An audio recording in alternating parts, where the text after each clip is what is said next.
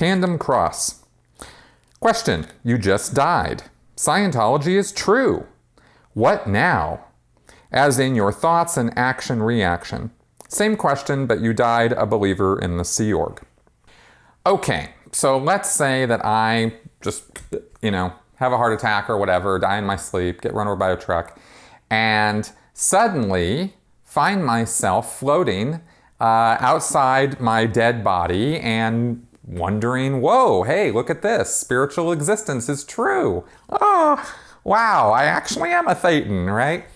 Now there would have to be a lot more that would have to happen in order for me to know that what's going on at that moment is the Scientology version of what goes down, right?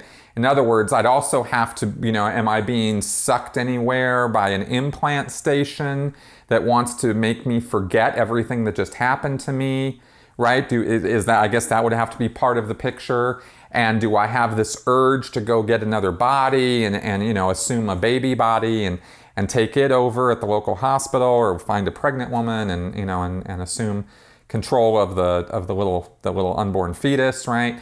Like, would I have a compulsion in that direction? Because, according to Scientology, I should have some kind of idea or compulsion or push in that direction.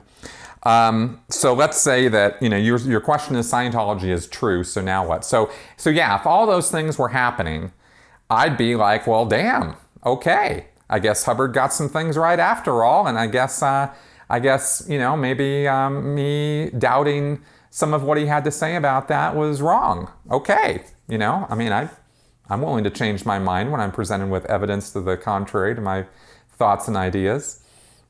I would still stand by everything I've ever said about the corruption of Scientology's organizations and their, insane focus on money over helping people and that sort of thing. Everything I've said about all that is 1,000% true, whether we really are Thetans or not, right? But that would be interesting, and I would strive to try to not forget everything, if I could.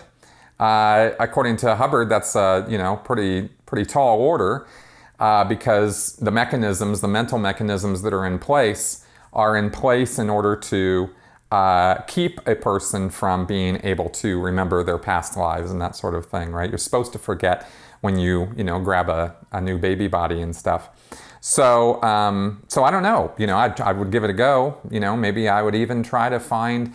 I don't know, maybe I'd even try to, if I really realized that Scientology was actually real, I don't know, I'd have to think about this. Maybe I would even try to go find a Scientology family to, hook up with, right? But I don't know how much control I would have over that sort of thing.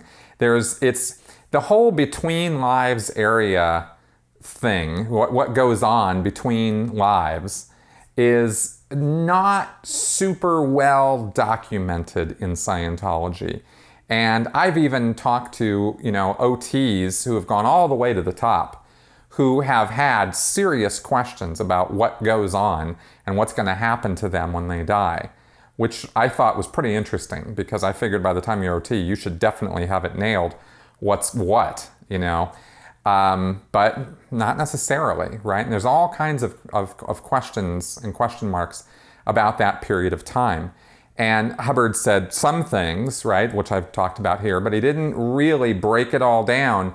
And this is one of those areas as an example where I've said that while Scientology covers a lot of stuff in all those books, all those lectures, there's tons of things in Scientology that are never clearly answered, even though you have to infer or come up with your own answers for things. And this is one of them, this whole area, right?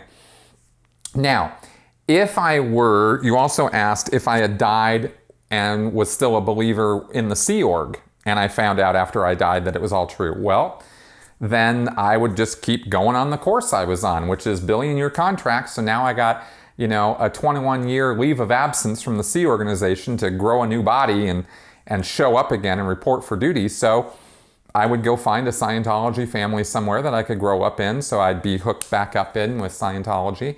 And then I would carry on with my Sea Org life, right? The whole thing sounds utterly ridiculous because it is. But in the context of your question, if all of this were true, that's how I would act. So that's what I can say about that.